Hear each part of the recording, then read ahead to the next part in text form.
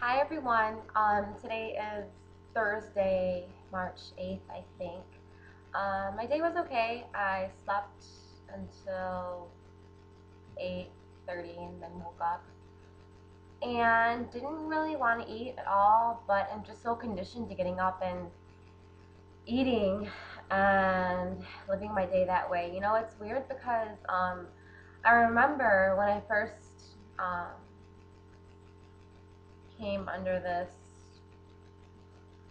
disease, as I like to call it. I would wake up and say, I'm not gonna binge today. It's not gonna happen. I'm not gonna do it.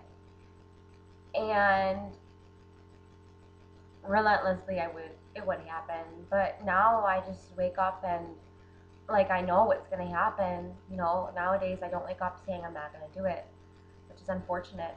I can wake up and say I'm not gonna let it happen as many times as it usually does, but I just know that it's going to happen, and I don't I don't like that, but it's just how I've conditioned my body to do it now. So I wish I could be back at the mindset of it's not going to happen today, you know, but the impulse and the urge um, would get to me, and I would. So hopefully one day, when I'm better and I'm not as sick anymore, I'll be able to say again, I'm not going to do it today. I can only imagine what a day without bulimia would be like. I know I would have a lot more time in my day to do things, and I'd save a lot more money. Um, I don't know how it would be mentally if I wasn't bulimic anymore. Um, I don't know, but I've learned to embrace my problem and deal with it and talk about it and handle it and pray about it. Um, you know, I heard something today that really hit home with me. It was no one but yourself can give you the respect you need. And no one's going to do what's best for you other than you. Mainly, no one's going to put you as priority number one except for yourself. So, like, if you're not working on yourself, and if you're not reaching out for the recovery tools that you need, no one else is going to. Just like when I was at a very thin weight of which I won't name back a couple years ago, people wanted to help me and they wanted to reach out to me, but I wasn't willing to take help. You know, I didn't want help. I was so engaged, and my kitty's here. Look at the wisdom. Wisdom! She's like a little baby. She's really tiny. Like, I don't know if you can see it, but she is like the tiniest kitty ever. I love my babies. But as I was saying, is that if you don't take the initiative to get help for yourself, then you're not going to want help from anybody else. And I strongly urge those that are early on in their disease to get help. And I know you hear that over and over and over again, but you really don't know how bad it can get. And take it from someone who's suffered 6 years from this disease, and I don't know how long it's going to take for me to battle it, but I certainly wish I had sought counseling and treatment earlier, because it's things in your past that have led you to be what you are today. They may not instantly reflect, but there's issues that you really need to kind of cope with and work out and resolve to help you see things differently.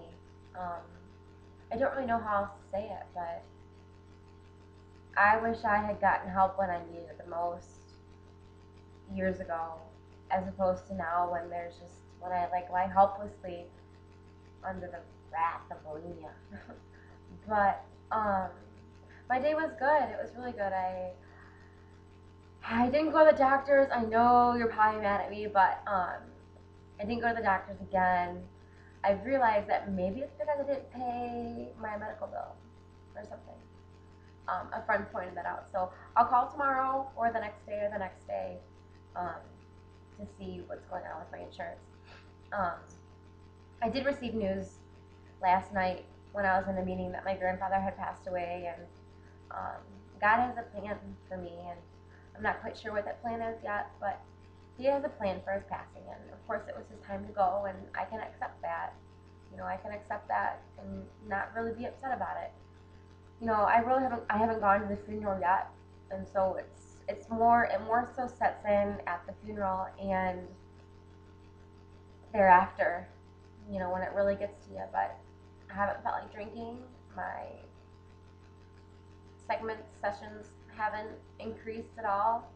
Um, I went to yoga treatment in Ann Arbor today, and that was really interesting. I've never done yoga before, so most of the time I was looking at the instructor confused as to what she was talking about, but she did a pretty good job. And um, I'm just trying to get more in tune with my mind and body, and so I think yoga is helping.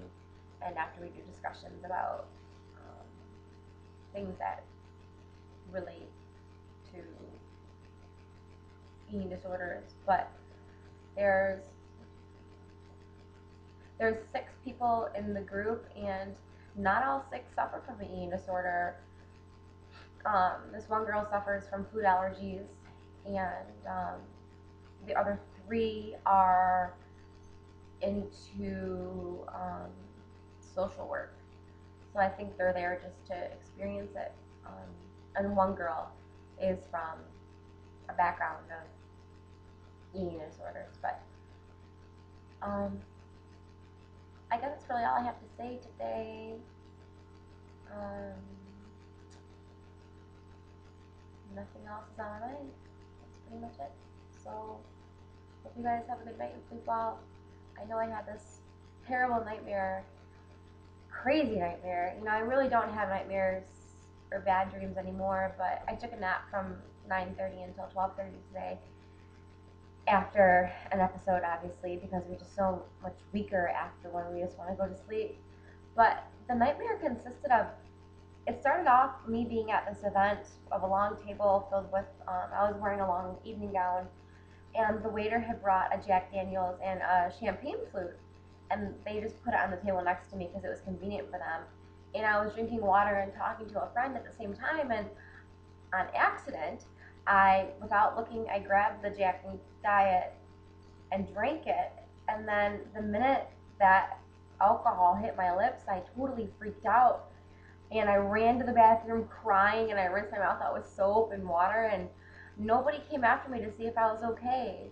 It was pretty obvious that I was hurt that had happened.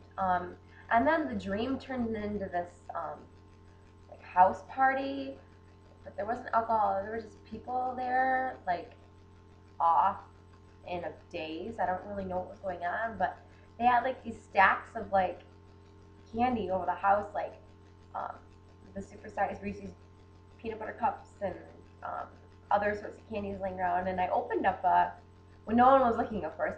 I opened up a Reese's peanut butter cup, and like I broke it in half, and inside was not peanut butter. It was like a yellowish liquid.